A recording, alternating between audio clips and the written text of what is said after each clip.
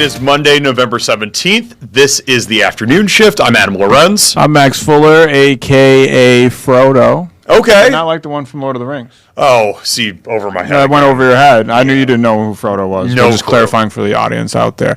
Toto. Oh. The dog. Oh, yeah, right, from the Wizard of Oz. I know you've seen that one before. Yes. Probably many a time. Many times. Classic movie. Classic movie. The best movie. of all time.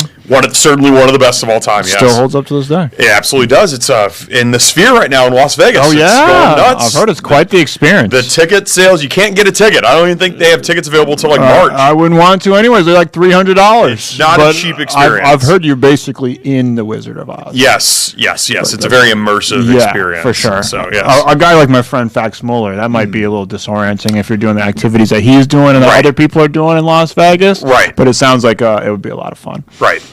AKA the Max and the Hat. Sure. Yes. Dr. Seuss. I have to give love to the cats out there as Yes. well. You know, I don't want to divide the audience. I know Yes. there's cat people, there's dog people. Yes. So the Max and the Hat. You're a fan of Dr. Seuss. I sure the places you'll go. Yeah. The people you'll meet. Horton Hears a Who. Horton Hears a Who. The Lorax. I stopped Lorax. littering after I watched the Lorax. How about that? The Grinch. You said the Grinch kind of convinced you. Yeah. For sure. Yes. The Grinch, his dog is named Max also. Oh, with that. that's right. With that. That's right. It's my favorite Christmas movie. My daughter's as well. I love that. Yeah. I love that. Grinch Yes. The Grinch is great. Yes. AKA the Black Dolly the Sheep. Okay. Yes. Yeah. The clone. Yes. The Black Sheep. Yes. Those are all the AKAs. That's all. Yeah. AKA a million other things. Yeah. Yeah. I wanted to give love to this. I got animals on the mind. Yes. Animals on the heart. Yes.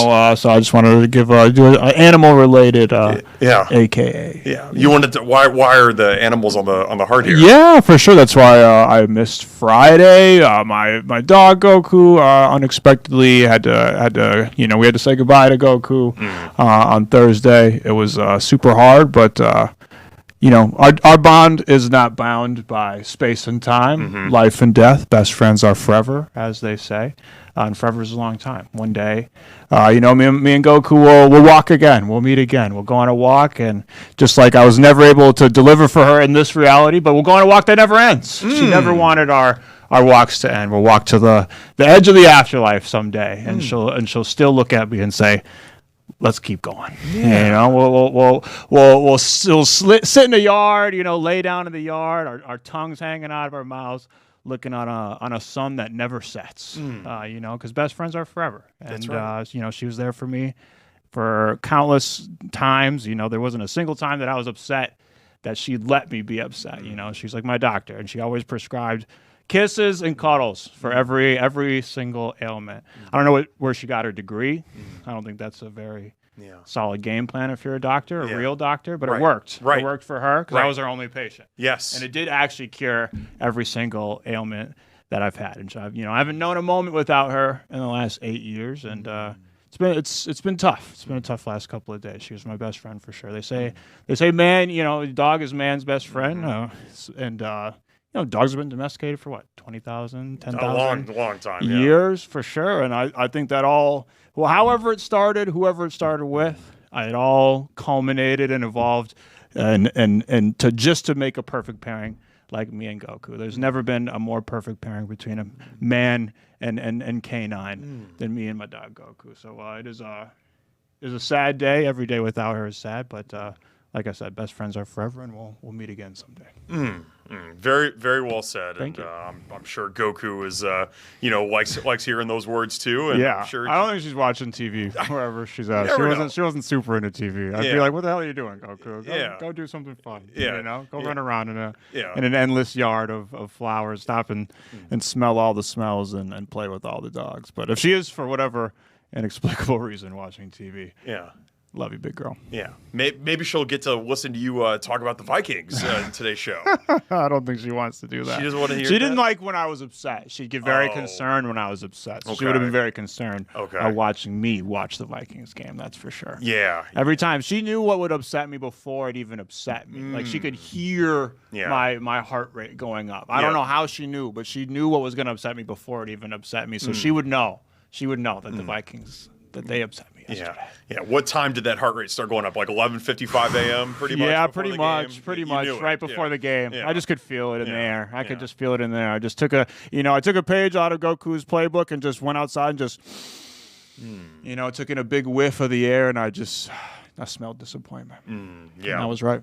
We're going to get into all that disappointment. It was a disappointing day for the Vikings here on Fox 9, dropping to the Bears 19-17 despite a very late push, but just a little too late for the Vikings. So we're going to get into that. The UN Climate Summit, it's happening in Brazil right now. There's a professor from McAllister College that was just there. She just got back yesterday. That's incredible. We're going to be talking to her about her experience there. The new Native Theater in Minneapolis. It's this inclusive theater that incorporates Native American artists and work and whatnot. We're going to be talking to the founder and one of the actresses from there. Yeah, it should be good. That sounds exciting. I never heard of that before. I know, neither have I. That should be great. And how recalls work. There's a bunch of recalls right now with these ready-to-go pasta. You a big frozen meal? I'm a big on the frozen meal, fettuccine. I like the frozen meals. Yeah. I'm a little psyched out. I did actually, I was at the grocery store. I had a couple of them in my cart. I put them back. I've been kind of psyched out by the news. You know? I know it's a low chance, but I was a little psyched out. So I'm curious how these recalls work. I'm sure they work effectively, but you never know. Maybe they missed the one that was in my cart, so I put it back. We're going to be talking to a recall expert. And then Fresh Tomatoes. It makes its Monday return. It does? It's been a while since we've had it on a Monday. It's for been on sure. Other days, It's coming back. I saw a couple of movies over the weekend in an effort to distract myself for a little bit, transport myself to another world. So I got a couple Fresh Tomato reviews, at least one. I don't know if we'll be able to get to the second one, but at least one. There you go. It's all coming up in today's show. Drop us a follow on Instagram at @afternoonshift_Fox9. We would appreciate that. We're up in the content game. Yeah. Trying to get to 300 by the end of the week. That's the goal. By the end of the week. And 400 by Thanksgiving. Wow. We're cutting into that turkey. Okay, what are we at right now? It's like 250. We're around 250 right now. That's around doable. 250. It's doable. It's doable. 244. We can hit it. Yeah. We can hit Let's it. at least get to 250. We can get to 300. 300. You think so? Yes. Wow. Yes. 300 by the end of the week. We got to do some viral stuff. Maybe some dances. Probably Macarena's coming back. I think. Maybe we got to do some. Yeah. I don't know if the Macarena's going to get views. We should do that one that, get real high and you never seen that one? No. Hey, and then it's like the bees and the trap bee. Grace, you know what I'm talking about, right? Grace? She's speechless. She's like, I've never seen that one either. Sorry guys.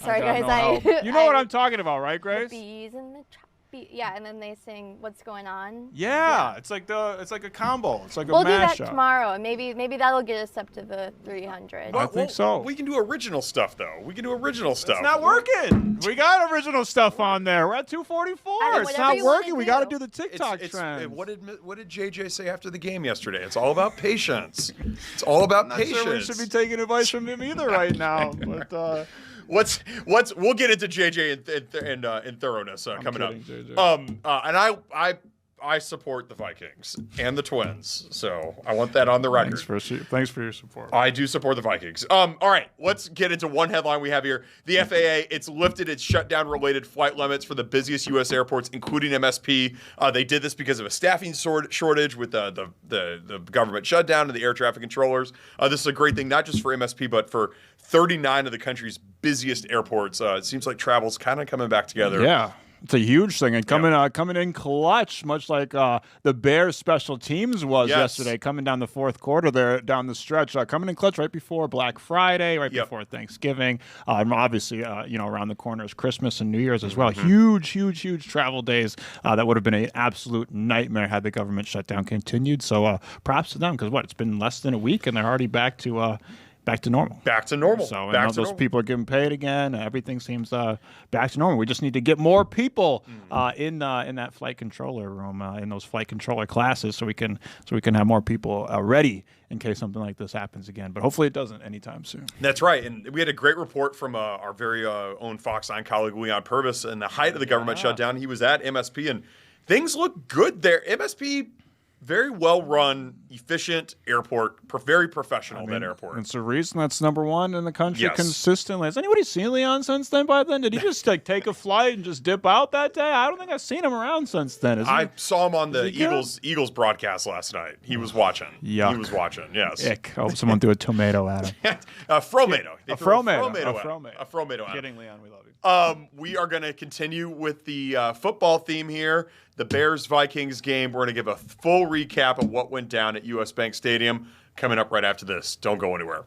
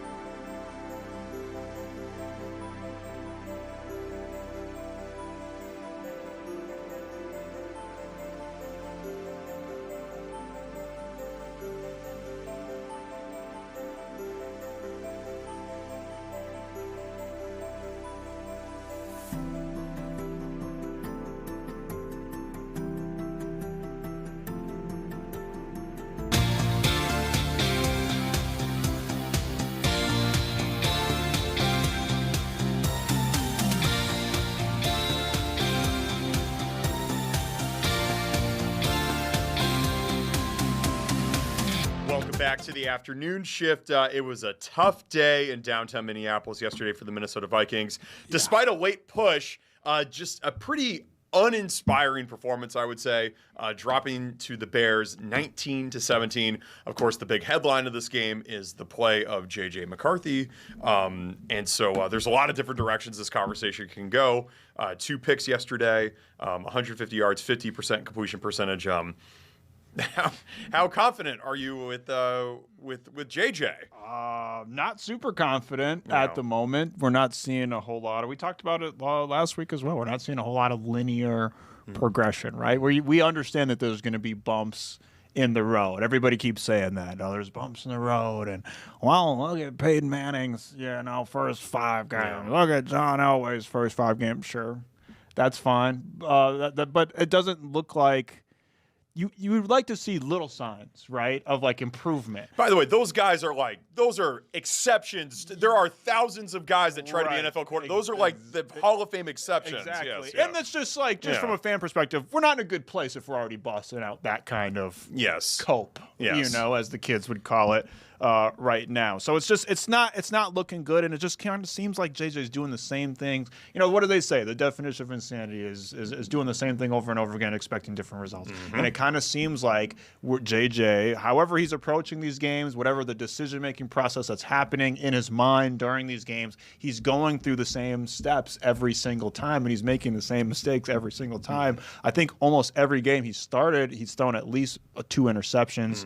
2 more yesterday. We're not seeing super high completion percentages. We're seeing him just kind of airmail it across. And granted, I will say there was some uncharacteristic drops from Jordan Addison and Justin Jefferson yesterday.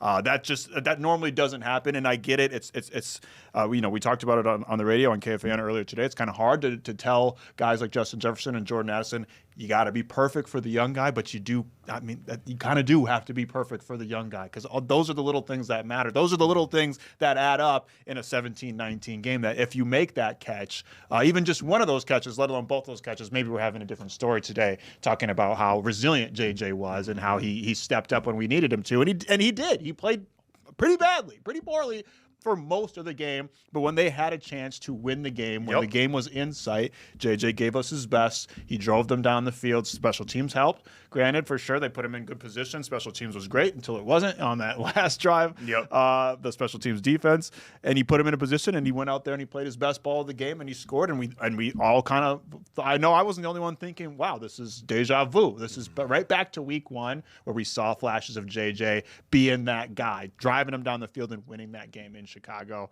Again, Chicago has a great kick return on special teams. Caleb Williams and the Chicago Bears, they've been there and done that all season. I think that was their 5th fourth quarter comeback win. So, and granted, and that's going to go when ESPN and Fox and everybody are doing the pregame shows and stuff, they're going to say that stat for Caleb Williams, and we'll know as Vikings fans that it wasn't really him necessarily, because it was the special teams a lot of it, but still he was the quarterback and he led them through the game. Man, let me tell you, I was totally wrong about this guy. He's legit. He's looks legit. Good.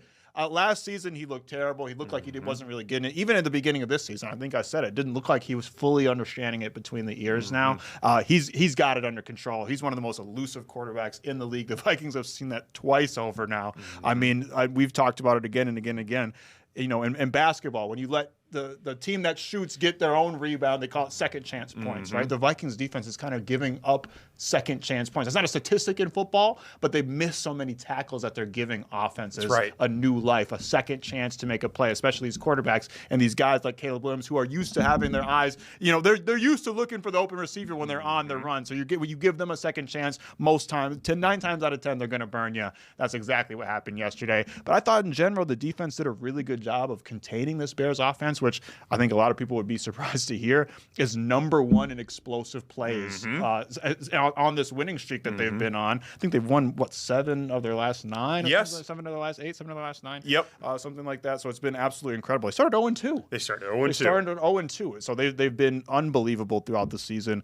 And they have an explosive offense. And I thought the Vikings did a really good job of cutting down those explosive, big, giant chunk plays. And we're seeing it. Ben Johnson's kind of, prowess as an offensive coordinator. Caleb Williams is really getting it. They kind of look reminiscent of the Detroit Lions last year. They're running the ball a lot more. They're relying on that rushing attack a lot more, and that's kind of setting up the pass for Caleb Williams. So super impressive job. I don't want to downplay anything that the Bears did. This was, honestly, I would say in general, this is kind of more good Bears than bad Vikings. The Vikings defense was exceptional. The Vikings offense was poor. The Bears were pretty good all around. They contained the Vikings offense, which is not an easy task to do.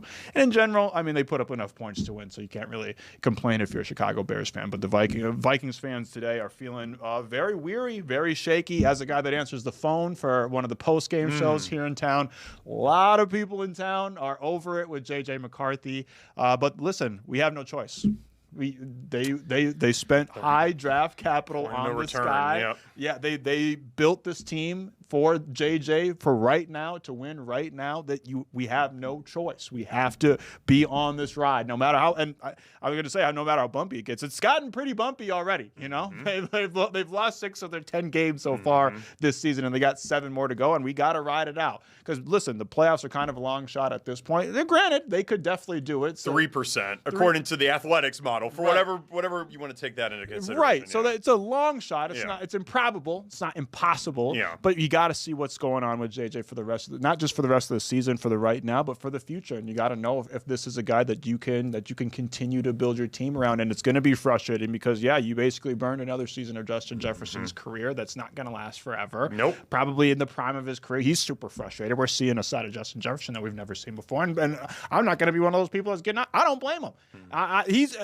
He should feel that way. He absolutely should feel that. I think this is a team that not only fans had high expectations for, but within the organization internally, they had high expectations for themselves. This was a team, they said this is not a rebuild. They want to win right now. And if you look at this NFL landscape this year with all the different parity, none of these teams look unbeatable. None of these teams look unstoppable. We got teams like the Broncos and the Patriots sitting atop their respective conferences and divisions. And it's just, there's teams like the Seahawks coming out of nowhere. A lot of people thought the Rams would be good. I don't know how many people thought the Rams would be this good this season. There's so much parity and so much surprise in this year's NFL that you feel like it's a missed opportunity for them to not be good right now. And it's hard not to, as a fan, let your mind wander to, what if they had Daniel? What if they kept Daniel Jones? What if they kept Sam Darnold? What if they? And I know we've talked about that before. You can't keep going back and harping on that stuff, but it's hard not to let your mind wander there when all of those quarterbacks that were in your atmosphere, in your stratosphere,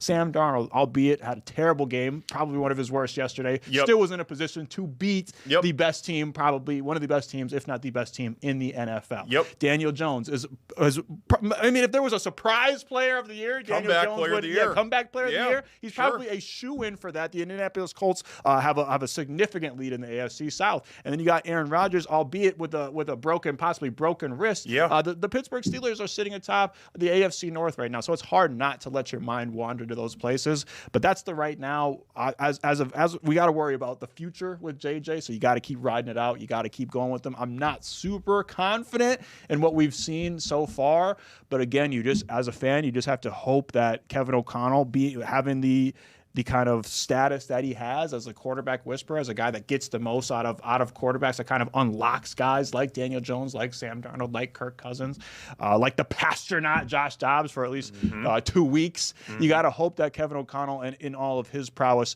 is able to unlock that next level in JJ, and that we are kind of in a Patriot situation, a Drake May situation, where I don't think anybody last year would say this guy is going to be the MVP of the season next year or in the running for MVP next year. And look, that's exactly where they're at. So you got to hope for that type of trajectory for JJ. And like we just said, that's the anomaly trajectory compared to the trajectory of many a first-round quarterback before him.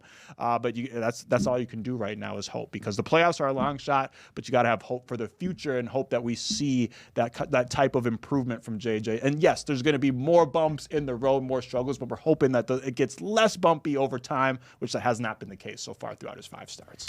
Yeah, you mentioned the defense. I thought the defense did a good job too. However, they lost the turnover battle for the 6th time this season. 5th game this season without a takeaway. Last season, they led the NFL with 24 interceptions. Yeah. This season, they've got 3. That's 28th in the NFL. Woof. I think they've got 9 total takeaways this season, but 5 of them came in one game against the Bengals, which was a great game for them. For sure. I think it's the only home win that the Vikings have. I think that's the only game that they won at home. 3 of those came from one player. Isaiah Rodgers. That's right. Exactly. It's just like it's disappointing. It's disappointing. And those are the game change. Those, when you lose the turnover battle, you're almost never going to win a game. Correct. When you win the turnover battle, you almost always win the game. Yes. And those were game. The Vikings were the definition last year of a bend but don't break defense. They would get driven on all the way down the field, but they would make that strip sack fumble. They would make that game-ending interception to kind of make up for it and bring balance back to the force there. And they're not able to make those game-changing interceptions. And that's why they're finding themselves on the losing end of so many of these one-score games that they were previously finding themselves on the winning end of. So they're doing a good job of containing teams. Teams aren't torching them, necessarily through the air. Right. They're not torching them on the ground as bad as they were at the beginning of the season. They're not destroying this Vikings team, but they're doing just enough to sneak past this Vikings team, and the offense just isn't up to par to compete with that level yet. So it's hard, but they got to do better at making those game-changing turnovers, because that's what this team has been missing so far. Getting to the quarterback, Yep. and getting those turnovers. That's what they were so good at last year that they have not quite been able to hit their mark this year so far. And you said it's not going to get easier. 4 of the next 5 games are on the road. The next 2 games are on the road. In fact, the next 3 games are all right here on Fox 9 at Green Bay, at Seattle, versus Washington. Look, the versus Commanders game, you would think that should be good, but at the Packers and at the Seattle, that's going to be the early line on the Packers game was 6.5 points. Like, they're going to be an underdog at Seattle too. So this is an uphill climb that the Vikings have going forward here. It's an interesting spot that they're in because it's like, you almost kind of just want them just to lose out and get the good draft pick and then have the 4th place schedule. In the NFL, if you finish in last place in your division, you get to play all the other last place teams next year. Look at what the San Francisco 49ers did. Last year they finished in last in the West. Now they have the easiest remaining schedule in the NFL going forward, and they're rolling through teams. But I know we were talking about this off air. The Vikings, it almost feels like the worst thing they can do is like win 7 or 8 games this year. And that would be the most Minnesota sports thing for them to do, is just go on a little win streak here and kind of mess it up. But I mean, obviously, it's hard to just full out say, yeah, let's go tank. No, let's go lose every game for the next 2 months. Yeah. That sucks. You can't do it. As a fan, you don't want that to happen. But again, it's like, is that the worst possible outcome? No, not necessarily, because then you have a good position to get a high level draft pick, whether that be defensively, whether that be offensively. Doesn't seem like they need any skill position players. At least on the offensive side of the ball, maybe a really good cornerback, possibly a safety, something like that. Or the offensive line can never be too good. Maybe bulk up that offensive line to protect JJ a little bit more. But that's the kind of position where you're at now, which sucks because a couple weeks ago we were talking about playoffs, and now I've been in that position before with these Minnesota sports teams. Is that you get halfway through the season and you start talking about the draft, and now that's what you're looking forward to. But you can't let your mind wander quite there yet. There's still a smidgen of a chance, a tiny bit of a chance. But I think Vikings fans should be excited just to see what we got with JJ. That's what we have to look forward to for the rest of the season. Before we start talking about the draft and where we're going to be in the draft and what side of the ball and all that stuff, we got to just stay in the now and be excited. One way or another, we're going to find out what the future of the Vikings looks like over these next 7 games. It's going to be very, very, very interesting. These next 3 weeks are going to tell a lot. And like I said, all of the next 3 Vikings games are right here on Fox 9. We will have full coverage of the Vikings-Packers game coming up this weekend. I know this is everybody's got this game circled in their calendar from the beginning of the year, the first time you see Green Bay. So absolutely. A lot of people would say, even in a lost season, beating Green Bay can be, some teams like the Packers, well, you just won your Super Bowl for beating the, teams all, losing fans of on the losing team side always like to say that, but it is kind of, when you're in a season like this, that might be a wash. It is always a consolation prize to beat the old Green Bay Packers. Yeah, we're going to look forward to that game. We'll be talking to some of our colleagues from Fox 6 Milwaukee on Friday about the Vikings-Packers game. Okay, that is enough negativity with the Vikings. We're all positive going forward. All positive. Just like some of the initiatives coming out of this UN Climate Summit that's happening in Brazil, there is a professor from McAllister College, Dr. Rupali Fadki. She was there in Brazil. She just got back to the Twin Cities last night. She's going to join us to talk all about her experience in Brazil. Super excited to hear from her about that. Awesome. Dr. Rupali from McAllister College coming up right after this.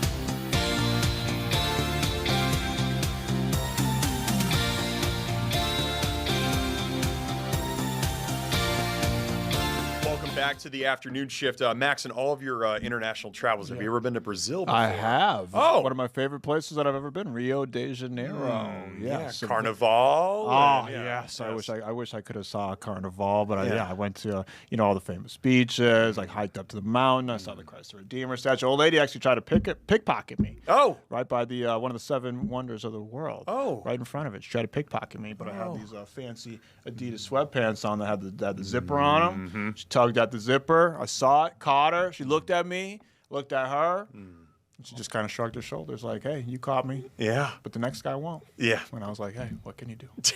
Brazilian travels. It's amazing. It's a fun time. Yes. It's a fun time. Even better time when you're doing something. I was just, meandering about. That's right. Trying to, get another stamp in the passport, learn a little something, but it's even better when you're trying to make a change for the world. That's right. Right now in Brazil, the UN Climate Summit is taking place. It's also known as COP30, and one of our very own was in attendance. She is a professor at McAllister College, Dr. Rupali Phadke. Dr. Rupali, welcome to the afternoon shift. How are you? Hi, thank you. I did not get pickpocketed. So Hey, that's a win. That's a big win. It's a huge win. Another win for you was attending COP30, the UN Climate Summit. Can you just tell us what exactly was this climate summit all about? I know it's still going on, but just some of the initiatives that are taking place there. Right. So COP stands for the Conference of the Parties. And so this is the 30th time the parties, so those are the nations of the United Nations, have come together to try to address climate change. And the site moves each year. And this year was Brazil's time to host. And so there were about 50,000 people in the port city of Belém in Amazonia. And they came from government, from business, from educational institutions like mine to really think about how the Paris Treaty, which now is its 10th anniversary, will come into fruition. Now, obviously, kind of the headline on at least stateside so far about the COP30 has been that the Trump administration did not choose to send a delegate to COP30, but obviously there's still lots of U.S. representation between you and many others that were there. Why didn't the Trump administration send a delegate, and why is it still important to have a U.S. presence at COP30? The U.S. did not send a federal delegate. I think it's the first time in 30 years. We were pretty much the only country in the world that didn't have government representation. And that's because almost as soon as President Trump took office, he withdrew the United States from this very important treaty. And there were Americans there. They were there from business. They were there from institutions like mine. And there were state, officials, there were governors. I had a chance to hear the governor of New Mexico speak, and I also had the chance to hear Governor Newsom from California speak. So there were Americans there, and I think what they were trying to highlight is Americans care about addressing climate change, and we are making change happen in cities and counties and states across the country. Dr. Rupali, what were some of your takeaways from attending the conference? Well, one of the big ones is China showed up, and China showed up in force. And so that kind of just created, when the US isn't there, it creates a vacuum for other countries to take leadership. And so the Chinese were there, and they were there negotiating for more renewable energy. There were a lot of other countries, including the leaders from Brazil, who were thanking the Chinese not only for attending, but also for, creating electric vehicles, creating renewable energy opportunities, building factories around the world. And so that was one really surprising thing to me. Often China is sort of perpetrated as like the criminal, the bad guy, the people who aren't doing enough. And in this case, they sort of come out as the heroes. I'm curious, with the lack of kind of representation federally from the Trump administration, and kind of at all turns signaling that this is not something that's high on their priority list. How can the U.S. make an impact on our kind of footprint in climate change without the Trump administration's kind of help? Well, the Midwest, if the Midwest was a country, it would be the 6th biggest polluter in the world. And so it really matters what we do in our part of the country. And that is everything from us as individuals to the kinds of things that our state governments help make possible. And so I'm really proud to be living in a state like Minnesota where we continue to go after the things that can make climate change better. And we see that when we show up at these international meetings, right, people know that America is not just the federal government, that it is the actions of people all over the country. And I think it was actually quite important that Governor Newsom came representing California, because California is the largest part of the US economy. It's a big player in the world. And one of the messages that he had was that regardless of the flip-flopping that happens at the federal government, that California is a reliable and stable partner for the world. And I think you could say the same about Minnesota.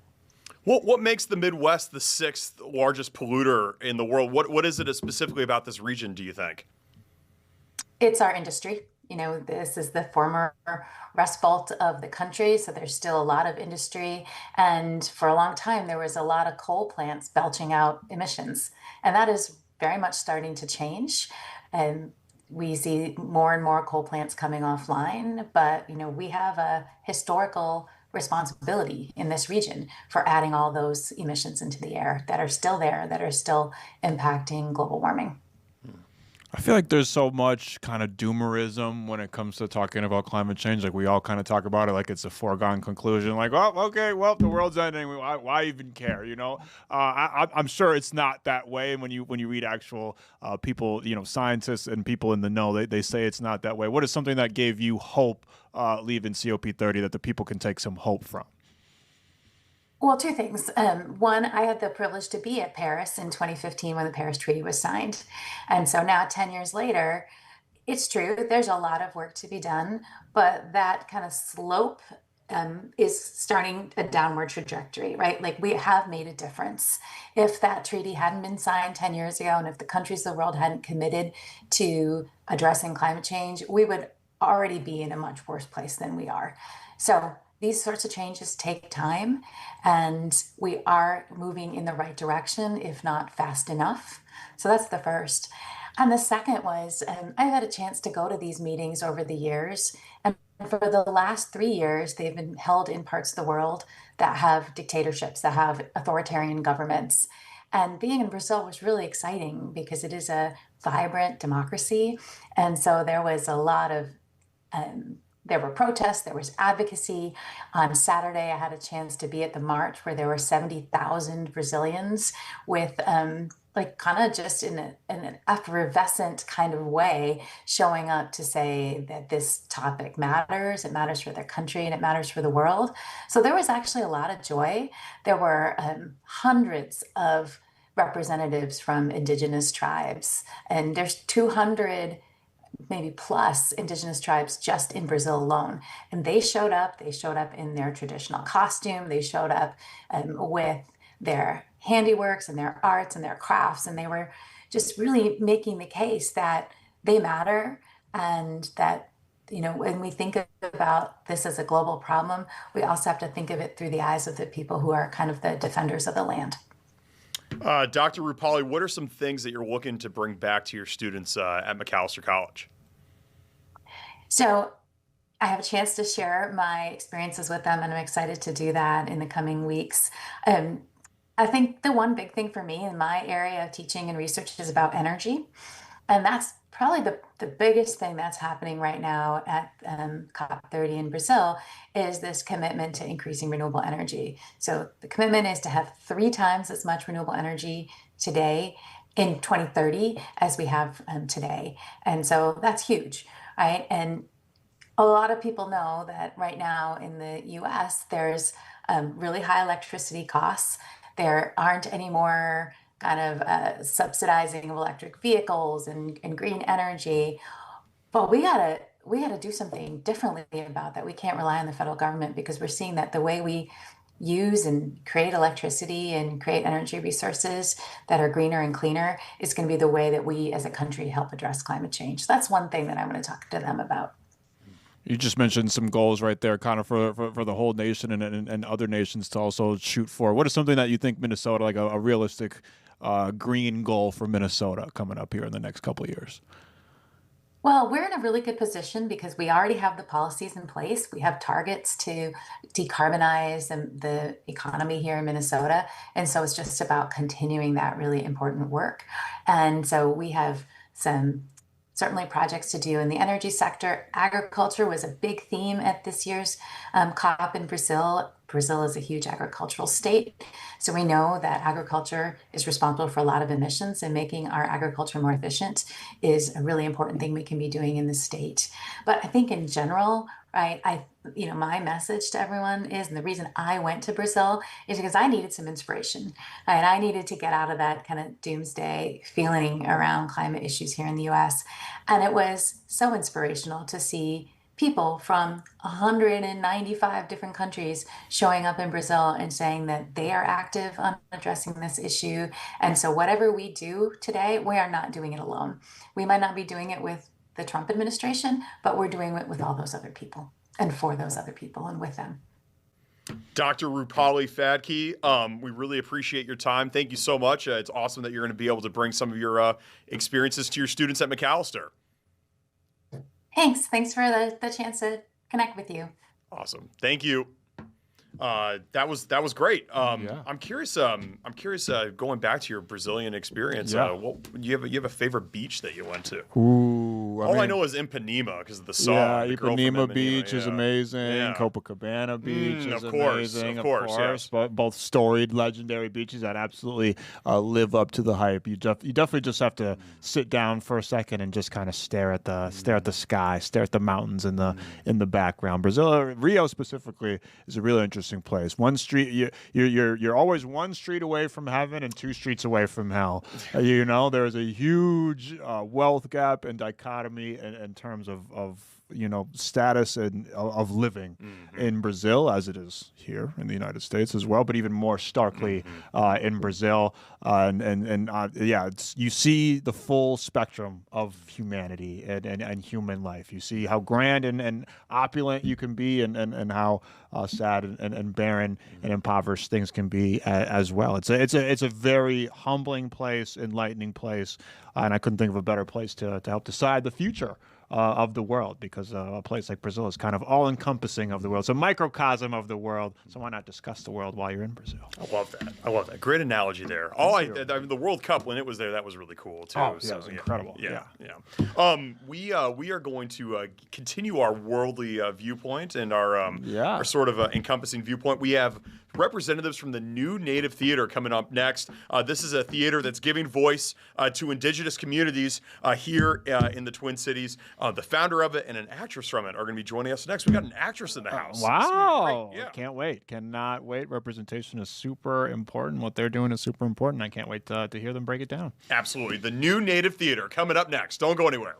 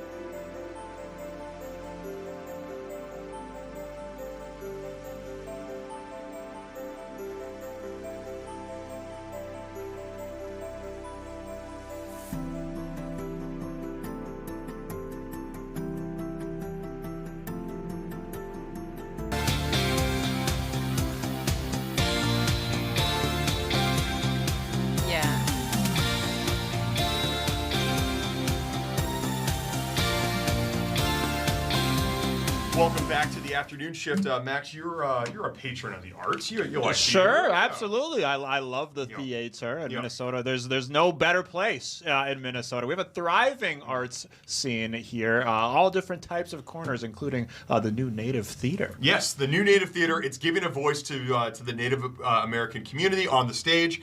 Joining us now is the founder and artistic director of the new Native Theater, Rihanna Yazzie, and one of the theater's actresses, Shinana Sakodia. Welcome to the afternoon shift to the both of you. How are you? I'm great. Thanks so much for having us. You know, Max and I, we hadn't heard of the new Native Theater until today. If you had somebody that never heard of it before, what's the new Native Theater all about for beginners? Well, it's a Native American theater company. We're 16 years old. I started it back in 2009 because, Penumbra and Theater Moo, these really wonderful cultural organizations and theaters.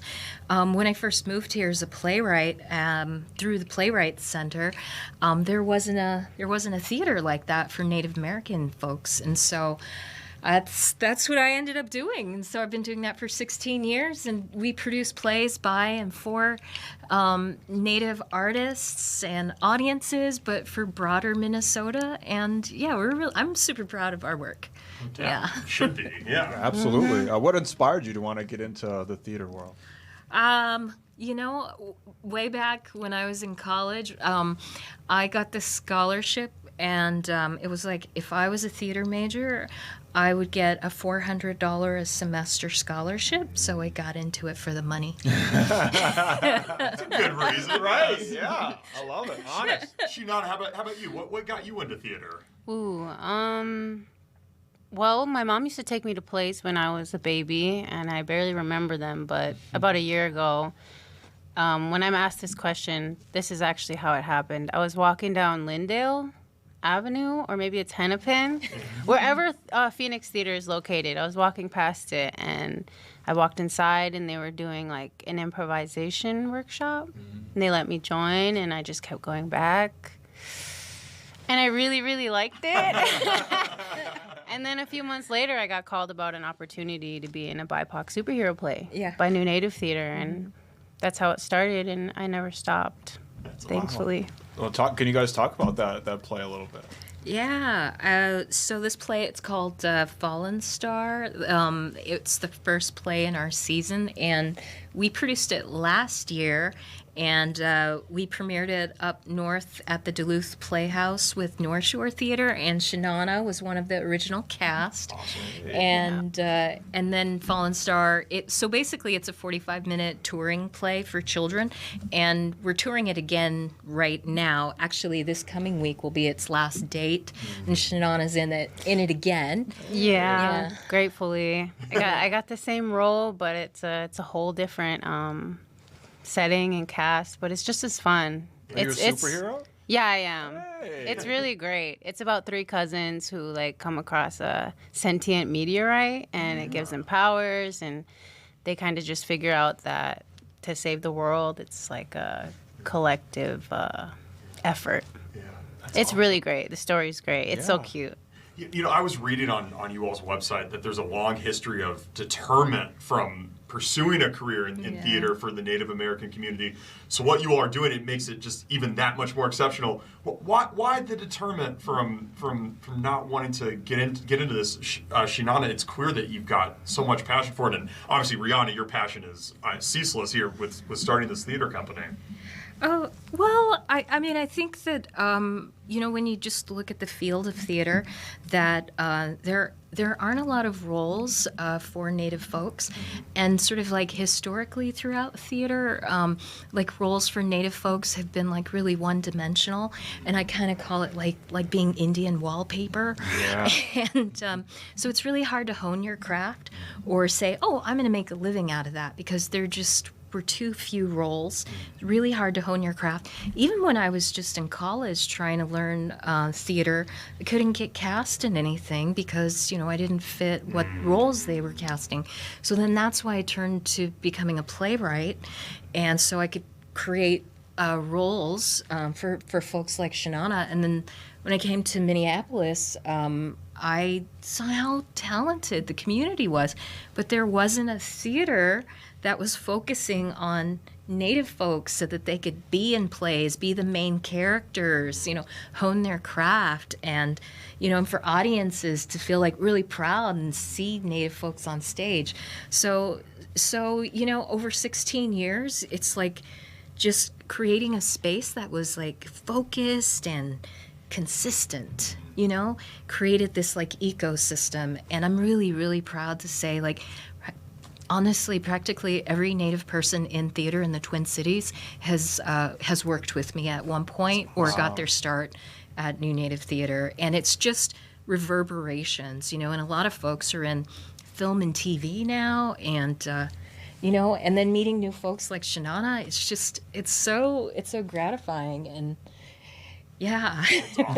That's awesome. Well, and you mentioned the kind of the lack of opportunities that you guys are creating over at New Native Theater. Do you think we're seeing right now kind of like a renewed interest in Native arts between TV shows like Reservation Dogs, Dark Winds, and whatnot? And then I just feel like I'm seeing a little bit. It's like 1 compared to 0, and it's like, wow, that's like a Minnesotan thing to do. There's like 2 black people in a room. You're like, wow, there's a lot of black people here. So there's like 2 Native people in a movie. And you're like, wow, there's renewed interest in Native arts. But it does seem like there's a slow building movement between television and movies. Are you guys feeling that as well? What do you think, Shana? I think so. I think it's growing. Like, sorry, I'm getting nervous. I really think that there's definitely a moment. I have to say that, like, Shanana's really lucky, coming up in her early 20s. She has so many different opportunities right now, like compared to when I was starting out. There were no Native folks on television series. There were no TV series that were looking for Native writers, I finally started writing for TV about 4 years ago, but that was only because there was this, like, finally networks were looking for Native stories to tell. Yeah. But, I mean, I have to say, Native stories, when the Native community is writing and making their own stories, writing and making their own Native films and TV, that's when, like, I think the magic really happens. And it's just, I have to say, it's just such a, I don't know, inspiring environment to be in when you can just feel safe, be yourself, and like grow. And I think that's what's happening quite a bit with our cast and the actors and the playwrights. Like, in fact, the guys who wrote Reservation Dogs started a few of them at New Native Theater. Wow. We commissioned the play that they toured, and that was before Reservation Dogs. So I mean, like, it's just really gratifying to know if you create a safe space, you create a space where Native folks can express themselves, and nobody is saying, oh no, you can't tell that story, or oh, that's a subject you shouldn't touch. That then you actually get to hear the real stories. And I think that's what makes, like, it even more exciting for, say, like, non-Native people to see our plays at New Native Theater, because it's like, oh, we've never gotten the unedited experience before, That was going to be my next question. Yeah. What's sort of been the reactions that you've seen from non-Native folks that have gone to see shows at the New Native Theater? I'm sure it's a pretty eye-opening experience for a lot of people. I think a lot of people, their biggest eye-opening experience is, oh my God, Native folks are exactly like me. Yep. Mm-hmm. And that's sort of the trick, is that when you tell a story really well, it is universal. We produced a play in the spring, and that was called The Nut, the Hermit, the Crow, and the Monk. And it was kind of this funny story about an uncle who was getting an intervention for his alcoholism, but it was a comedy, right? And we had so many, like, non-Native people in the audience who were like, oh my God, you totally reminds me of my uncle or my family. And, but it's like, oh, it's not just because you guys are Native. It's like, this is a story about just being human. Yeah. But then you get to see, like, the cultural specificity and lived experiences of being Native on stage. So I just find that, non-native people are just really like, oh, wow, this is yet another territory that, well, maybe I shouldn't use that as colonial language. But it's just another, it's something I, Never heard that. All right, let me stop myself. Another term. Oh, no!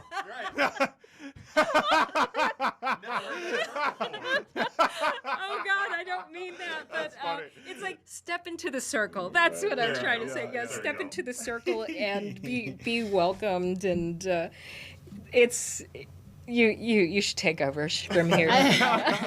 But it is we talk about it on here all the time. We as integrated as society is, we're still so segregated in so many different ways. So a lot of people, the only way they interact with other cultures is through the arts, and it's important for people, as it might seem like a simple lesson that you might learn when you're a kid, but it is really important for people of all ages to learn. We're all way more similar than we are different, and our differences should be celebrated. And not like they shouldn't pit us against each other. It should be celebrated. Oh, absolutely, because we're stronger together, right. And everybody is literally going through the same thing. Nobody had a perfect childhood. Practically everybody's struggled in one way or another. We all have the same feelings and emotions. And then when you can actually see that in a play. And then the live experience of it, it's beautiful. That's awesome.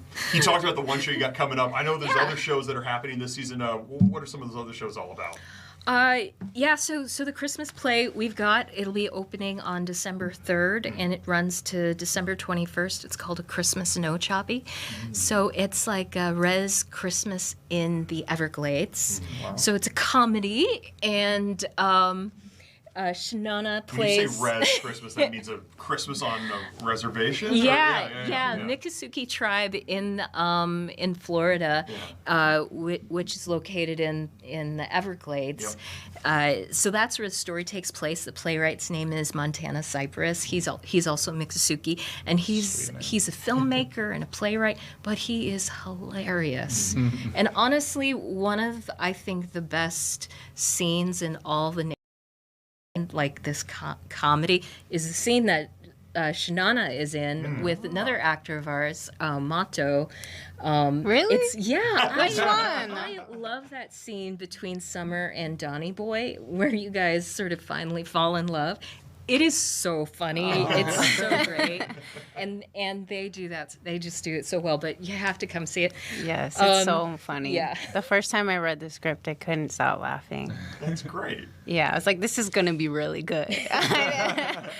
Yeah, and I've already told so many of my peoples up north. I think they're gonna come. It's gonna be awesome. Oh, good. So, what is kind of your creative process like from the acting side of things? Like, how do you get into character? How do you prepare for a role? Someone once taught me about character rituals. Oh, this lady from Theater Moo. I can't think of her name right now.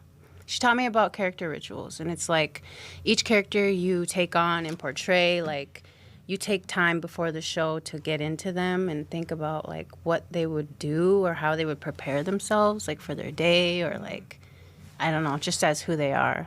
So that's actually what I do. So you could create a playlist for your character, what you think they like. You could just recreate a moment of them being in a bathroom in front of a sink, looking at themselves, washing, just preparing themselves. There's character rituals, and then there's just stretching. I think those are the two things that I do before all my shows. Sounds like Max before the afternoon. Yeah, shift absolutely. Right there. I gotta get into character. This is not who I usually am. I'm mild-mannered. I'm quiet. Yeah. I'm bald too. None of this is real. None of this is real. So I do have to do character rituals as well. Yeah. This has been great. Where can people go to the New Native Theater? Where is it located? So this play is going to be at 825 Arts. It's at 825 University in St. Paul. We don't have our own space yet, but eventually we hope to. We did get some appropriation from the state legislature to start researching pre-design for a theater space. So Very excited about that.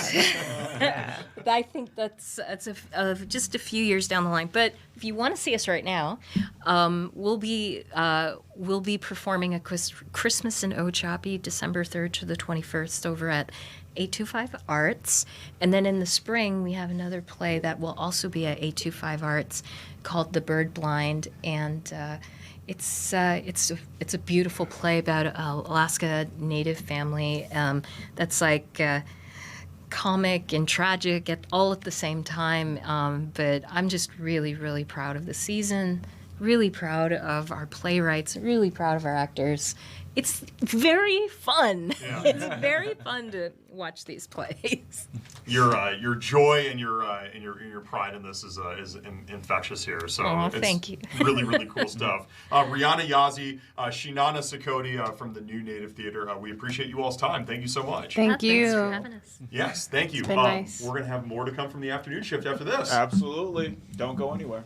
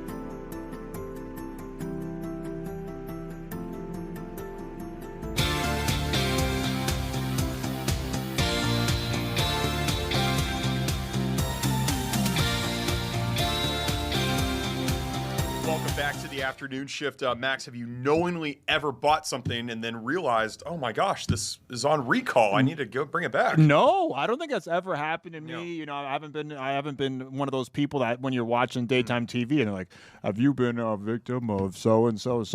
Well, you could be entitled to compensation. I didn't want to be. I just wanted the compensation part. But it sounds like there's been a lot of recalls lately all across the board here in the U.S. There are two major ones going on right now. One with baby formula, the other one involving frozen, ready-to-eat pasta meals. Joining us now is an expert on all things recalls. His name is Chris Harvey. He's the Senior VP of Client Services from Sedgwick. Chris, welcome to the afternoon shift. How are you?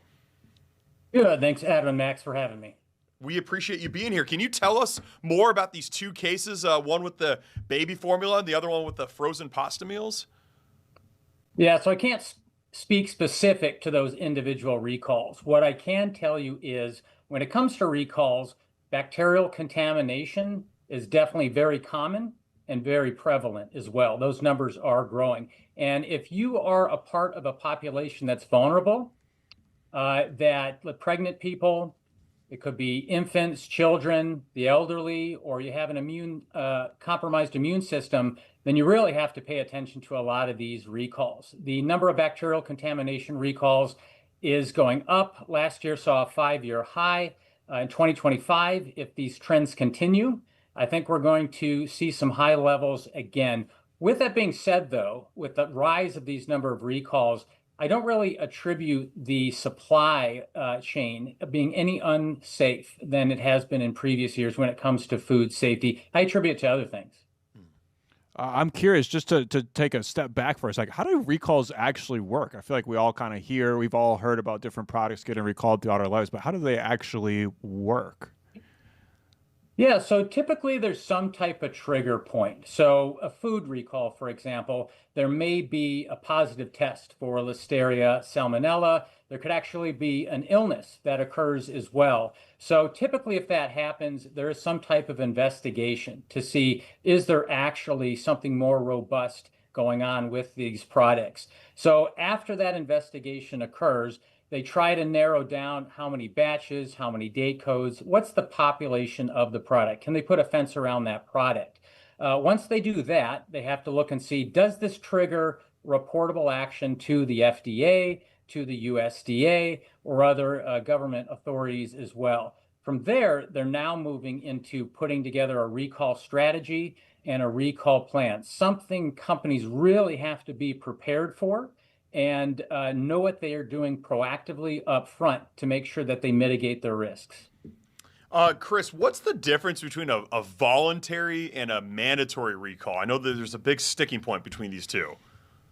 Yeah, good question. The majority of recalls in the US are actually self-administered. They're voluntary in nature. It is really rare to have a government agency mandate a recall to a particular company. Now, with that being said, if certain firms are dragging their feet, the agencies do a few things. So voluntold in some cases, but it's really bad to be seen as dragging your feet, not prioritizing product safety and the health of consumers and patients in the marketplace. So most of them do it. Again, very rare to actually see the government like the FDA mandate a recall.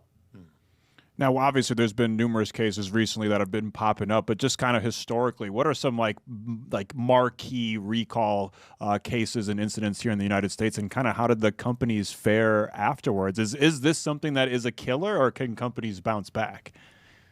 No, companies can absolutely bounce back. So if they're prepared, we always say it's not a matter of if, but a matter of when a recall hits, and companies have to do it right. So what does that mean? There's three things I always say they have to think about within their recall strategies and plans: speed, transparency, and empathy. So they have to move quickly with the investigation, have to move quickly with reporting, and have to move quickly with notifying the marketplace. They can't be seen as dragging their feet. Transparency, open and honest communication. What is the issue? What happened? What are consumers and customers supposed to do?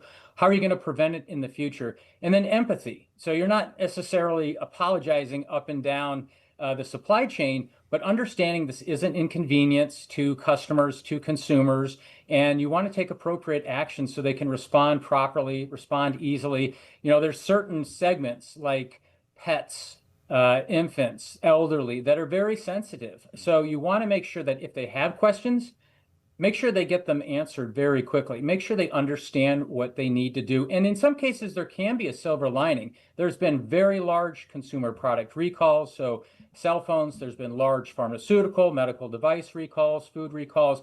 But if a company can showcase they're prioritizing safety first, they can actually build up and strengthen their loyalty as well by doing the right thing. I always say it's not a matter of being known for having a recall that truly matters, but it's how you're known for how you handled that crisis that truly sticks in the minds of the market and consumers. Yeah, that's a really interesting point. I guess as a follow-up to that, what happens if there is a company that does get into some hot water and one of their products maybe unfortunately takes somebody's life, for example, or really harms somebody? How can companies rebound from that? I mean, if there's frozen pasta meals and you have food poisoning for 2 weeks, I'm not discounting that, but that goes away. Something more serious, could be harder to bounce back from, correct? Yeah, it absolutely can be. And that's where controlling that narrative from the start is very important from a PR standpoint, and then just from an execution standpoint. Uh, not all recalls mean you're going to have litigation or class action lawsuits, but unfortunately, many times there could be that chance. And there's a lot of law firms that look at it. How did you execute the recall? What was the remedy? Were there serious health consequences or deaths? And are there opportunities for litigation from that standpoint? So it really isn't the matter of which that brand handles the recall, controls the narrative, and again, how quick do they move? If there is an issue, unfortunately, that took a life, how quick are they moving? Again, don't show that you're dragging your feet. How transparent are they? How much empathy? Are they going above and beyond to help the customers out? And that can help restore the brand. And I guess kind of off the back of that, from the other side of the coin, what do you do if you were somebody that happened to maybe you did buy one of these frozen pastas that's got listeria, or you're a consumer of one of these products that has been recalled? What is kind of your next course of action from there? Yeah, this is an important question. Every week in the United States, there's about 60 plus recalls that get announced, and not all of them go down to the patient consumer level, but there's a lot of noise out there, a bit of recall fatigue, and customers, consumers need to be able to pay attention, especially if they have vulnerable populations within their household. So what does that mean? For example, let's say cantaloupe is recalled. You have cantaloupe down in the kitchen. You want to make sure that you follow the firm's instructions for identifying, do you have affected products? So what's the batch code? What's the expiration? Do you have affected product? And if you do, then follow the instructions. Most food is perishable, so you're just going to discard it, and then you're going to look for an opportunity to get a refund. Some cases, you may take it back to the store that you bought it from, although I will say retailers don't like a bunch of recall product coming back to their stores. So in many cases, it's just disposed of from a food standpoint. But I do highly recommend then, if you have affected product that was contaminated with salmonella, let's say, you want to clean any countertops, utensils, your refrigerator, where it may have come in contact with it. And then you want to monitor if you have any symptoms.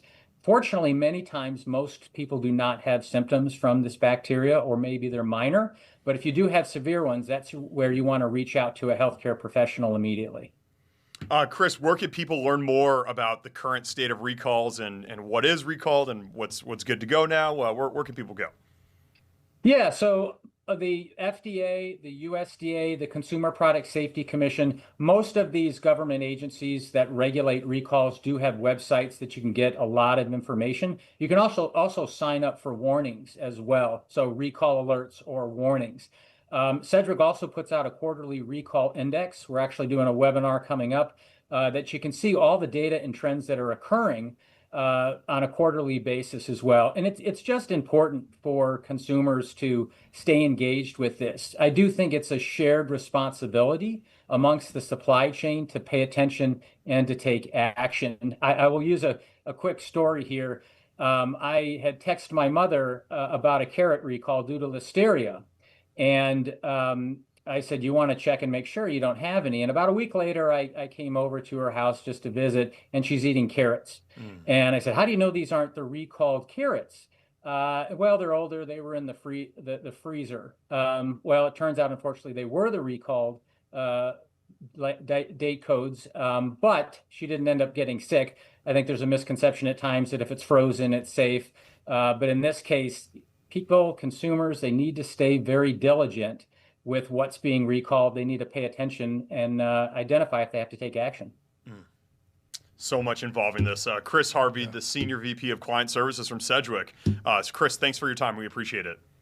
Thank you so much. Appreciate it. Are you a big freezer, and it's all good in the freezer? I there's a lot of people out there that are like that. For sure. No, I'm kind of paranoid. I get really paranoid about food and its safety. So I'm not. I'll even if it's been in the freezer for too long, I'm like, all right, I gotta let it go. You know, sometimes I'll let it rock for a long time, but no, I'm not. The freezer is not a be all cure all. No, it's not. No, Certainly it's not. not. This is kind of scary stuff. Scary stuff.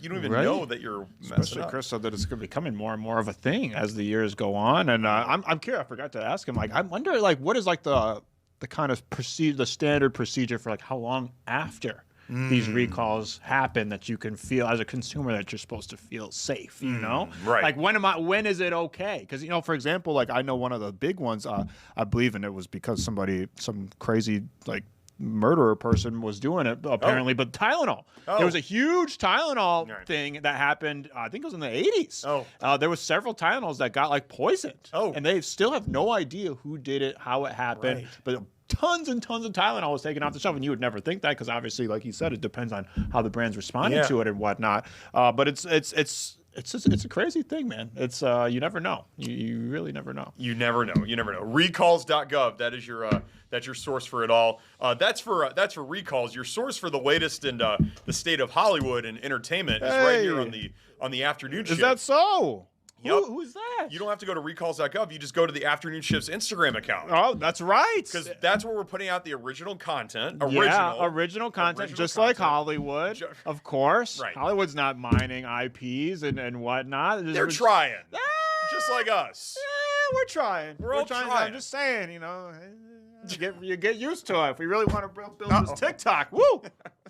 Maybe we should put a low light reel on there. That'd be pretty That's good. what I'm saying. I got a decent amount of those lately, but we might need to hit some of these TikTok dances lately. You know, maybe get in some K-pop Demon Hunter or something like that. We're gonna have to start getting in on these trends, brother. I'm good on the K-pop. You're not doing I saw it? enough K-pop outside my apartment on Saturday. I'm good for a while. I guarantee you, there's no other fresh Fromatoes in the world than the afternoon. That is true. This is original. This is original This is content. original This is original. content. There's no That's what I'm saying. other program audacious enough. That's what I'm saying. To name their movie review segment after the highly Rotten Tomatoes. Right. No. We're going in the other direction. This is fresh Fromatoes because I go see movies more than the average person. Probably too much if you ask some people. And I got to see a couple of them as I was using my movie viewing habits as a coping mechanism over the weekend. We're going to talk about Predator Badlands, the latest installment in the Predators franchise. That's coming up next, right after this.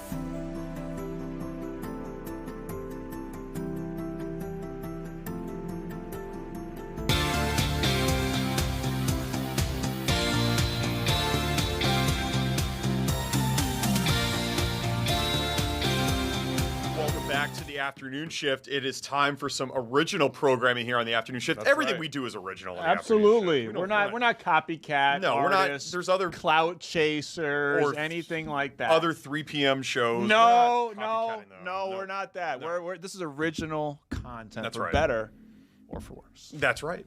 We're better together. We're better together, and it's like our new native theater people said. We're better when we're working together. We're better together. Yes. Speaking of together, I've been sharing the Fresh Fromato segment. We've actually had a Maxx-led Fresh Fromatos in a long time. Paul. We actually did a kind of a roundabout, whole thing. Paul reviewed the Paul McCartney concert, Fresh Fromatos style. Grace did a Fresh Fromatos review, and you did as well last week. That's right. It's back to the carousel is back to me. The baton has been handed back to the OG. And I'm honored to have it back because I went to the movie several times over the weekend. And starting off on Thursday, I went to see the brand new Predator movie. You familiar with the Predator franchise at all? Nope. Never heard of it. No, the Nashville Predators franchise. Yeah, they are. They are. Them, yes. Maybe they had to have had a Predator night at the Preds probably game. They probably did. You know, that was after the country music. Hopefully they had a better title for it than Predator Night. I don't think that's going to get a lot of people in the door. But in general, Predator started humble beginnings all the way back in 1987 in a flick led by one Arnold Schwarzenegger. I learned a very interesting thing about the translation of his last name that I will save because I don't think anybody wants me to explain that on the air. But just look it up sometimes. Very interesting when you translate it. But it started off as a kind of just like a man versus alien type movie. A basic kind of, there's kind of different archetypes for movies. Man versus nature is kind of one of them that you get a lot. Like The Revenant, like when Leonardo DiCaprio is trying to survive in the wild against a bear or whatnot. Or even what's the Castaway with Tom Hanks, where he's trying to survive with the volleyball. Wilson as friend. Man versus wild is kind of a common trope throughout film history, and Predator is kind of exactly that. It's man versus wild, but to the extreme. Because the wild is an alien. The aforementioned predator species, they have dreadlocks. Don't know why they have dreadlocks. I don't know if that's ever been explained in the universe, but they have dreadlocks. They have these cool kind of helmets, and they have all types of crazy technology that they use to kill people. And that's kind of like, most of the Predator movies are set up kind of man is confronted with predator or predators and has to survive or defeat or trump said predators. That's kind of how it played out for most of the film franchise. Because it started in 1987, just one small movie. This Predators Badlands movie that I went and saw last week is the 7th entry in this film franchise that has expanded and blossomed into comic books, into TV shows, into crossovers with the Alien franchise, all the hallmarks of a mass media franchise in today's day and age. But unlike a lot of IPs, intellectual properties, for those of you that don't know, that's kind of what Hollywood right now. That's the name of the game in Hollywood right now. A lot of people are craving and crying out for original content, and a lot of Hollywood directors, producers, they're trying to kind of mine these IPs, these intellectual properties, these names and images and likenesses that we already know and are familiar with. And Predator is one of those things because it has been a franchise for now almost 40 freaking years, but it has not been kind of overused like some of these other franchises. People don't have like Predator fatigue like they have Marvel fatigue. And it's not like it's superhero movies where there's one coming out every other month. This is only the 7th in 40 years, and 3 of those have come out over the last 5 years, thanks to one Dan Trachtenberg. Now, if you're not familiar with his name just by name, which most people probably aren't unless you're a fan of the Predator series, he did direct the pilot episode of the hit TV show The Boys, which is on Amazon Prime, superhero TV show. And if you've ever seen the pilot episode of the series premiere of The Boys, it is probably off the top of my head, if someone put a gun in my head and said, name the best first episode of a series ever. I don't know why anybody would do that, but I would say The Boys. I've never been more engrossed in a show immediately than I was watching that first episode of The Boys. So obviously that's kind of the standard that Dan has set there. He came out with his first entry into his Predator kind of film series way back in 2020. It was called Prey. Speaking of the new native theater, it actually centers around, it's a prequel to all the other movies. It's the first time the Alien franchise reaches Earth, and he faces off with a young Native American woman. And it is one of the best action movies I've ever seen in my entire life. I was completely gobsmacked watching watching it. Unfortunately, it was one of those movies that suffered because it came out during the pandemic, so it kind of was one of those movies that was supposed to, and it would have been awesome in a theater. We were just talking off the air, me and our producer Grace Henry, about how movies, most movies, pretty much all movies, I think it's safe to say, are better to see in the theater. Prey would have been awesome to see in the theater, but it went, right. Yeah, exactly. Yeah. It went straight to Hulu, unfortunately, so it kind of flew under the radar, but it was incredible, and it was inventive and innovative, because a lot of these intellectual properties, right? They want to put people in the familiar. They give you the familiar stuff every single time. The same settings, the same characters, the same kind of story tropes. But Dan Trachtenberg had this brilliant idea of what if.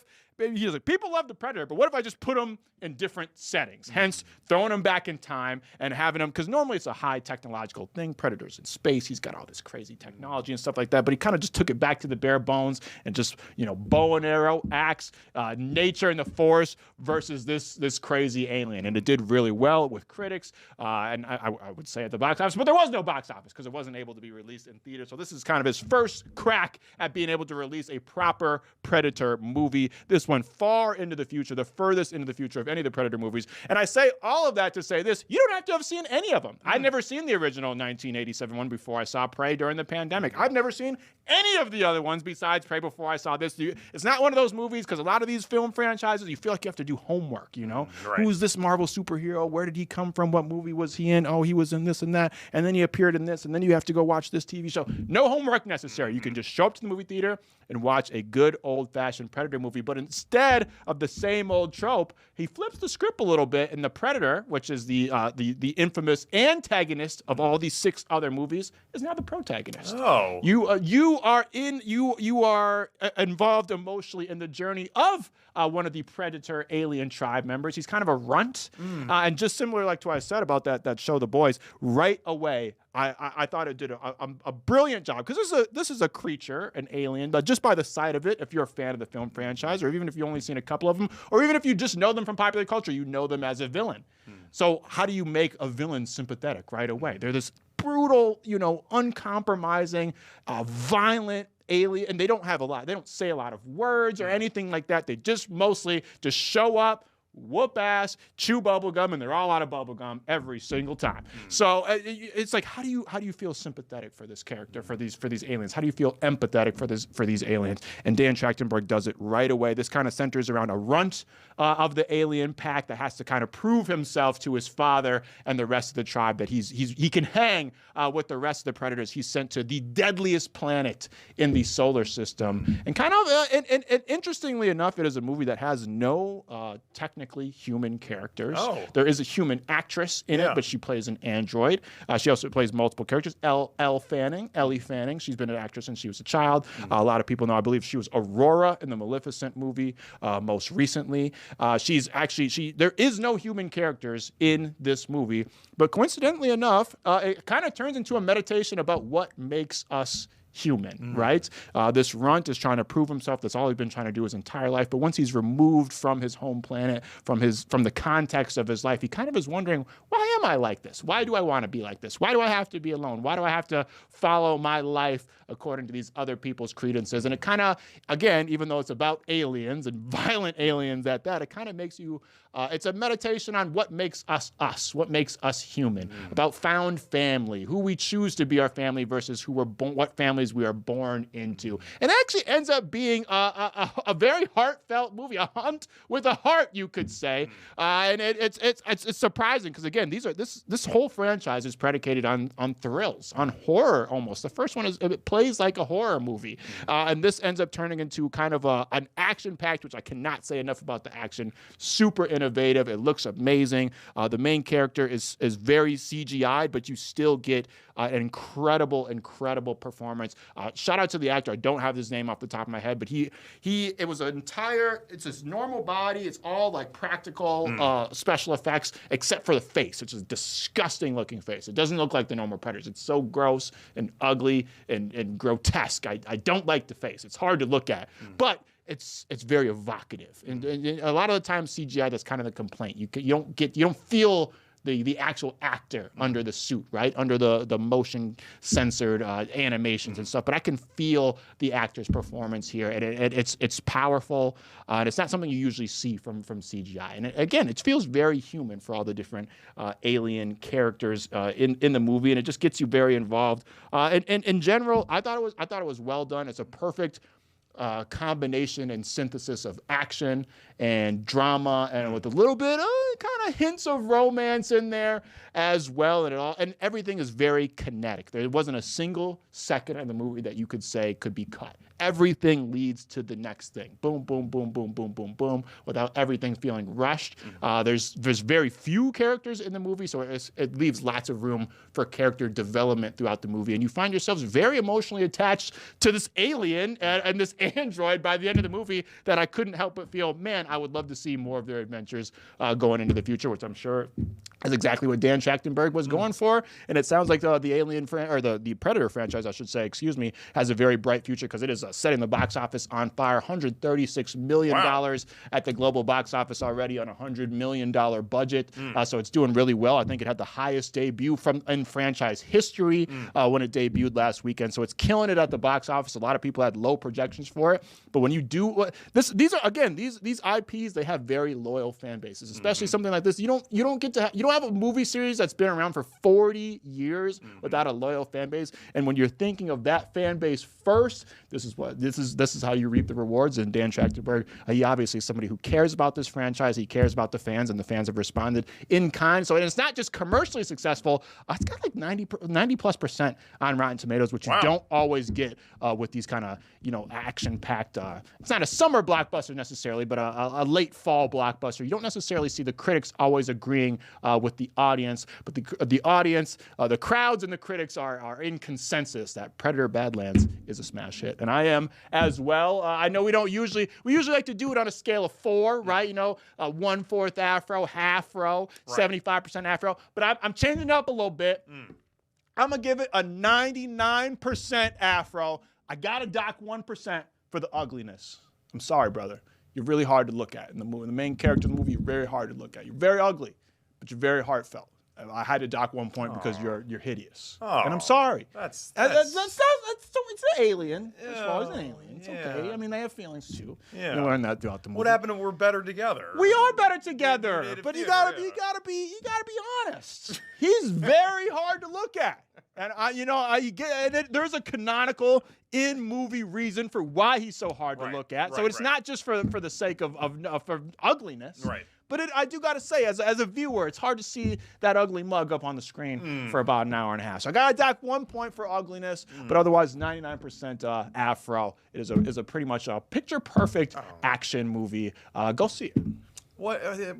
But this alien, though, he's probably very upset by this. Yeah, he probably is. Like a little bit of a backhanded endorsement, you know? But I mean, listen, if it's any consolation, he could destroy me in a fight in a heartbeat, I learned that throughout the movie. I don't think that I could go one-on-one with a Predator and then come out on the other end of that one. So the Predator wins that one, that battle. It wins at the box office, and it'll win over your heart. So go see it. Predator: Badlands in theaters right now. The 7th installment of the franchise has been going since 1987. So it's been going for a long time, man. And it sounds like there's going to be a lot more for where that came from. So I'm super excited to see the future of the franchise as well. Yeah.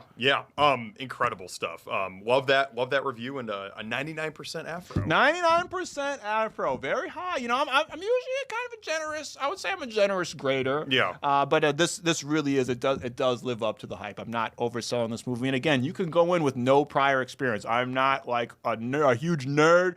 I'm a huge nerd, but I'm not a huge nerd about the Predator film franchise. This is only the second one that I've ever seen. I didn't have to do a bunch of homework, read a bunch of Wikipedias, watch some YouTube video that explains how this storyline connects into this story. You can come in completely blind, and you'll leave with a vision for the future of the Predator franchise. I love it. That's original content. That's original original content that you only get right here on the afternoon shift. Begonia is a pretty good movie too. I saw that over the weekend as well. I won't, I know we're already probably over time here, so I won't talk you guys' ears off about that, but that is a great movie as well. And expect Oscar nominations from the two leads, Emma Stone and Jesse Plemons. We're getting to that point. We're only less than 3 months away. It's coming up. It's coming up soon. Emma Stone, she cashed in. She got an Oscar for her last movie that she was in with the same director. So same director, same actress pair. Expect more Oscar nominations for Emma Stone in the future. I love that. We got to get you on the red carpet at the Dolby I would Theater. love that. Yeah. Oh, I would love that. Absolutely. What are you wearing? Oh man, that'd be tough. I'm a bit of a fashionista here. I might be the Fox in-house fashionista here. I mean, who's got better style than me? I just want to ask the question. I don't want to actually wear the thing. I want to wear the fits and ask the questions at the same time. Yes, And I want to ask them about their fits, fishing for compliments for my own fits. Yeah, I'll probably just wear a J. Crew suit. basic. But that's you. That's you. That's exactly. That's fine. I think you can tear it up on the red carpet. I probably would tear it up on the red carpet. I'd like that one day. We are going to have more to come from the afternoon shift after this. We're ticking down the time on this Manic Monday episode. Yes, sir. I think we're going to flip a clip coming back up and take a look back at how we started the show. We like to end the show how we start the show. So if you missed that, stay tuned for more afternoon shift coming up right after this.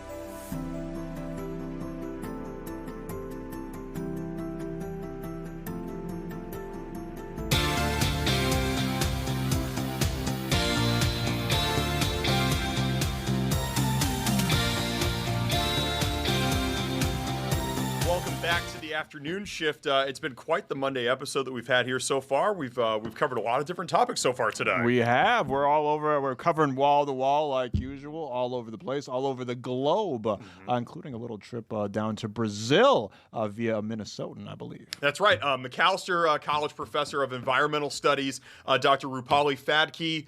She was over in Brazil. Pardon me. What's that again? I'm sorry.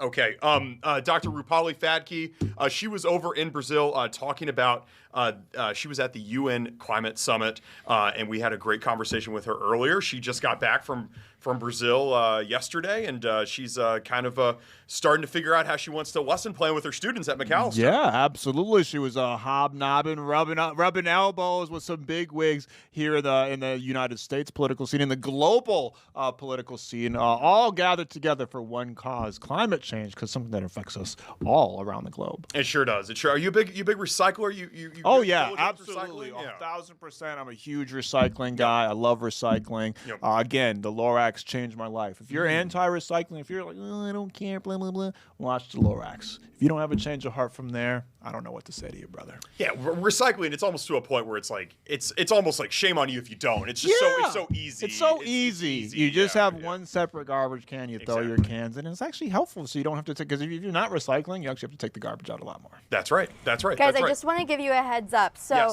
we're probably going to re-air this climate change. The Dr. Fadke was at the climate conference. Yep. But we are keeping an eye out. Trump is going to be speaking. It's set around 5, but they look like they're gearing up for it at the McDonald's Impact Summit. I'm not exactly sure what he's going to be talking about, but if he does start speaking, just letting everybody know, we might just go ahead and take that. So if it's a weird transition looking thing, just bear with us. We want to make sure we're, disseminating all the correct news to everybody today. Sounds good. Thank you, Grace, for that. So with that being said, we have our conversation with Dr. Fadke, I believe, ready to go. And we will, if we have to break into this, we will. But until then, here is Dr. Fadke. And one of our very own was in attendance. She is a professor at McAllister College, Dr. Rupali Fadke. Dr. Rupali, welcome to the afternoon shift. How are you? Hi, thank you. I did not get pickpocketed. So hey, that's a win. That's a big win. It's a huge win. Another win for you was attending COP23, the UN Climate Summit. Can you just tell us what exactly was this climate summit all about? I know it's still going on, but just some of the initiatives that are taking place there. Right. So COP stands for the Conference of the Parties. And so this is the 30th time the parties, so those are the nations of the United Nations, have come together to try to address climate change. And the site moves each year, and this year was Brazil's time to host. And so there were about 50,000 people in the port city of Belém in Amazonia, and they came from government, from business, from educational institutions like mine to really think about how the Paris Treaty, which now is its 10th anniversary, will come into fruition. Now, obviously, kind of the headline on at least stateside so far about the COP30 has been that the Trump administration did not choose to send a delegate to COP30, but obviously there's still lots of U.S. representation between you and many others that were there. Why didn't the Trump administration send a delegate, and why is it still important to have a U.S. presence at COP30? The U.S. did not send a federal delegate. I think it's the first time in 30 years. We were pretty much the only country in the world that didn't have government representation. And that's because almost as soon as President Trump took office, he withdrew the United States from this very important treaty. And there were Americans there. They were there from business. They were there from institutions like mine. And there were state, officials, there were governors. I had a chance to hear the governor of New Mexico speak, and I also had the chance to hear Governor Newsom from California speak. So there were Americans there, and I think what they were trying to highlight is Americans care about addressing climate change, and we are making change happen in cities and counties and states across the country. Dr. Rupali, what were some of your takeaways from attending the conference? Well, one of the big ones is China showed up, and China showed up in force. And so that kind of just created, when the U.S. isn't there, it creates a vacuum for other countries to take leadership. And so the Chinese were there, and they were there negotiating for more renewable energy. There were a lot of other countries, including the leaders from Brazil, who were thanking the Chinese not only for attending, but also for, creating electric vehicles, creating renewable energy opportunities, building factories around the world. And so that was one really surprising thing to me. Often China is sort of perpetrated as like the criminal, the bad guy, the people who aren't doing enough. And in this case, they sort of come out as the heroes. I'm curious with the lack of kind of representation federally from the Trump administration and kind of, at all turns signaling that this is not something that's high on their priority list. How can the U.S. make an impact on our kind of footprint in climate change without the Trump administration's kind of help? Well, the Midwest, if the Midwest was a country, it would be the sixth biggest polluter in the world. And so it really matters what we do in our part of the country. And that is everything from us as individuals to the kinds of things that our state governments help make possible. And so I'm really proud to be living in a state like Minnesota where we continue to go after the things that can make climate change better. And we see that when we show up at these international meetings, right, people know that America is not just the federal government, that it is the actions of people all over the country. And I think it was actually quite important that Governor Newsom came representing California, because California is the largest part of the US economy. It's a big player in the world. And one of the messages that he had was that regardless of the flip-flopping that happens at the federal government, that California is a reliable and stable partner for the world. And I think you could say the same about Minnesota. What makes the Midwest the sixth largest polluter in the world? What is it specifically about this region, do you think? It's our industry. This is the former Rust Belt of the country, so there's still a lot of industry. And for a long time, there was a lot of coal plants belching out emissions. And that is very much starting to change. And we see more and more coal plants coming offline. But, we have a historical responsibility in this region for adding all those emissions into the air that are still there, that are still impacting global warming. I feel like there's so much kind of doomerism when it comes to talking about climate change. Like we all kind of talk about it like it's a foregone conclusion. Like, oh, okay, well, the world's ending. Why even care? I'm sure it's not that way. And when you read actual people, scientists and people in the know, they say it's not that way. What is something that gave you hope leaving COP30 that the people can take some hope from? Well, two things. One, I had the privilege to be at Paris in 2015 when the Paris Treaty was signed. And so now 10 years later, it's true, there's a lot of work to be done, but that kind of slope is starting a downward trajectory, right? Like we have made a difference. If that treaty hadn't been signed 10 years ago, and if the countries of the world hadn't committed to addressing climate change, we would already be in a much worse place than we are. So these sorts of changes take time, and we are moving in the right direction, if not fast enough. So that's the first.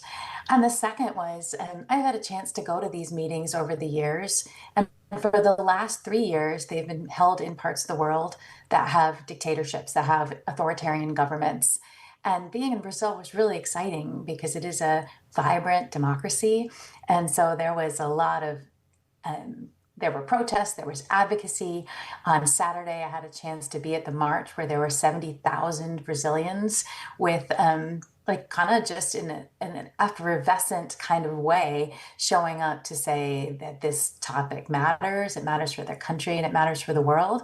So there was actually a lot of joy.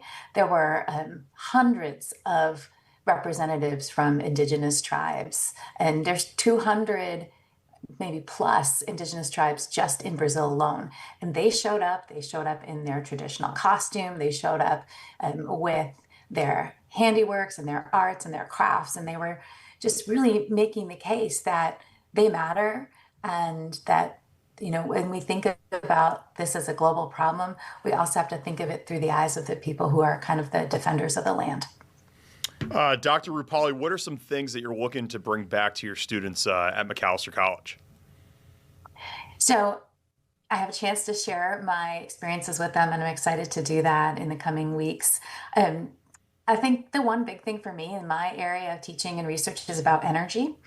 And that's probably the biggest thing that's happening right now at COP30 in Brazil is this commitment to increasing renewable energy. So the commitment is to have 3 times as much renewable energy today in 2030 as we have today. And so that's huge, right? And a lot of people know that right now in the US, there's really high electricity costs.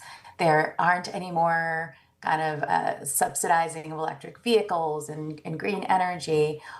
But we gotta do something differently about that. We can't rely on the federal government, because we're seeing that the way we use and create electricity and create energy resources that are greener and cleaner is going to be the way that we as a country help address climate change. So that's one thing that I'm going to talk to them about. That was Dr. Rupali Phadke from Macalester College talking about the UN Climate Summit happening right now in Brazil. It wraps up at the end of this week. Yeah, COP30 is a big deal. Unfortunately, the United States did not send any official delegates, but we had lots of representation, including our friend from Macalester. Perfect representation, if you ask me, for Minnesota and the United States and beyond. Yes. We thank Dr. Phadke for joining us earlier today. We will have more to come from the afternoon shift right after this.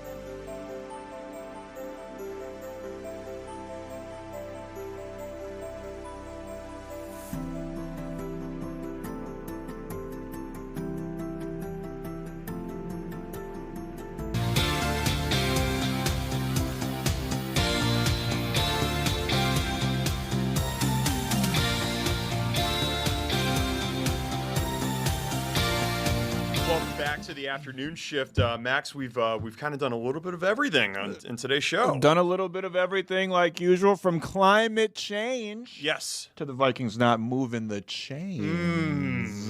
Yes. From reviews to recalls. Yes, we've done it all here on the afternoon shift. Reviews to recalls, we've done it all. So you even had I had multiple rhymes. I had a rhyme scheme going there, and that brought in the Dr. Seuss reference from the beginning of the show. Exactly. I felt like Dr. Is he from Minnesota? He's not from Minnesota. I don't know where he's from. I feel like that was a thing. No, that would be sweet if he was. I wish he was. Charles Schultz. That's trust what I was me, thinking of. you would know if he was from Minnesota. Anybody that's from Minnesota, you would know. We rep hard. He's from Springfield, Massachusetts. Springfield, Massachusetts. Massachusetts. Yes. Went to Dartmouth. Oh. Is that somewhere that North Notre Dame has a? No. That's just a regular Ivy. Okay. That's not an elite Ivy. That's a regular Ivy in New Hampshire. They're the elite Ivies. There's Harvard, Yale, Penn. Right. Okay. Those are and Princeton. Those are the four. And then Brown, all these other ones, Dartmouth. It's just like forget about it. Those are the regular Ivies. Okay. Those are the Columbia regular Ivies. So who's like the guy? Who are you guys? Who's the fighting? Who do you guys have beef with? Who's your Wisconsin? Michigan, who's your Iowa? Michigan, USC. Michigan, USC. Okay. Stanford. Navy, but that's respect. Yeah, respect with the Naval Academy. For sure. It's really Michigan and USC. That's the beef. That's the beef. Interesting. Yeah, I'm always interested in other programs. But I would honestly like those, like sort of like upper tier. Like I'd rather that experience than the Dartmouth. I don't want to disparage Dartmouth. We probably have Dartmouth viewers out here right now. Do we? Dartmouth is just the University of Minnesota of New Hampshire. That's all it is. Okay. Yeah. Oh, what is that supposed to mean? That means Minnesota's an It's a elite great- school. oh, thank you. Yeah, they call Minnesota the Harvard of Minnesota. It's true. And I guess St. Thomas is the Notre Dame of Minnesota.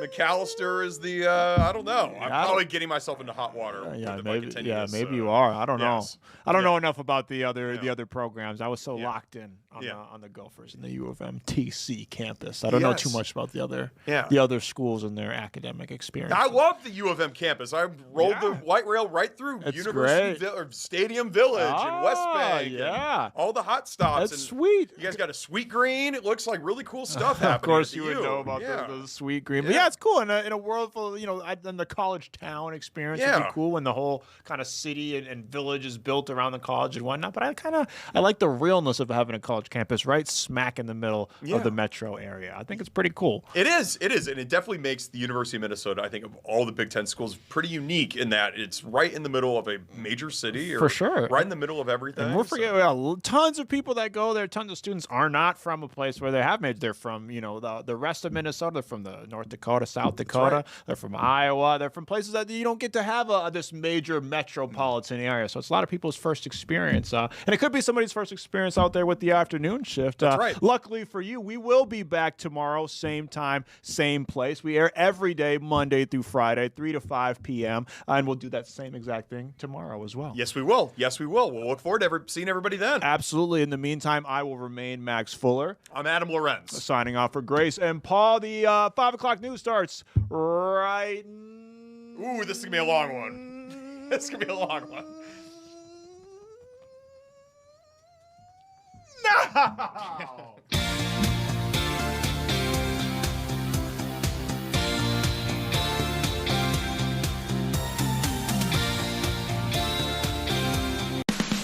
This is Fox 9 News at 5.